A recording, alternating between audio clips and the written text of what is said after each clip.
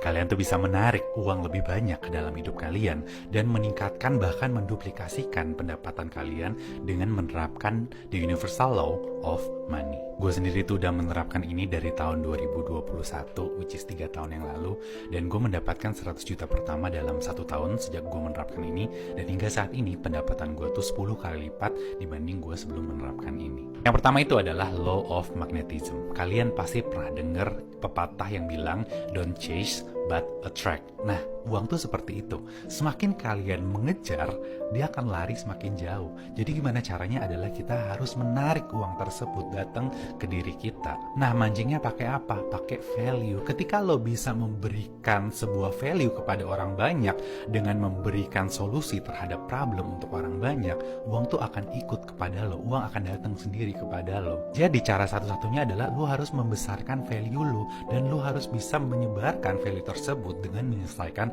problem orang lain. Nah ini, semakin banyak problem yang bisa lo selesaikan, semakin banyak uang yang datang ke lo. Jadi jangan kejar uangnya, tapi tingkatin value diri lo. Yang kedua adalah law of assumption. Uang itu akan datang kepada kita kalau kita percaya bahwa uang itu udah datang ke kita. Basically seperti ini, sesimpel kalian punya goals, punya visi ya, di akhir tahun ini kalian tuh mau punya tabungan berapa sih? Exact angkanya tuh kalian udah harus tahu berapa, dan kalian tuh harus percaya, ya believe bahwa kalian tuh sudah menerima hal tersebut di akhir tahun ini, bukan akan. Jadi ingat ya, sudah menerima, bukan akan menerima. Dan ketika kalian percaya terhadap hal itu, nah itu akan datang dengan sendirinya. Tapi ini perlu dicatat ya, kalian harus punya action plan-nya seperti apa, goals-nya ke sana tuh kayak gimana ya, kan udah harus punya jalannya lah menuju ke sana. Dan ketika kalian udah tahu, udah clear jalannya seperti apa, ya ini akan memudahkan kalian ya. Ibaratnya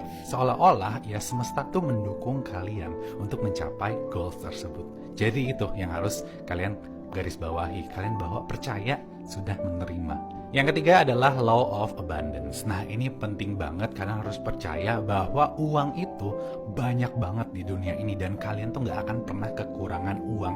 Jadi buang jauh-jauh mental kekurangan, mental kemiskinan, dan selalu ingat ya, selalu berbagi dengan orang lain. Bukan cuma soal uang, tapi soal ilmu dan keahlian kalian. Yang keempat adalah law of leverage. Selama kalian masih menukarkan waktu kalian dengan uang, kalian gak akan pernah bisa mendatangkan uang yang banyak ke dalam diri kalian. Kalau kalian tahu cash flow kuadrannya dari Robert T. Kiyosaki ya, selama kalian masih ada di kuadran yang employee, kalian tuh akan susah banget mendatangkan uang yang banyak.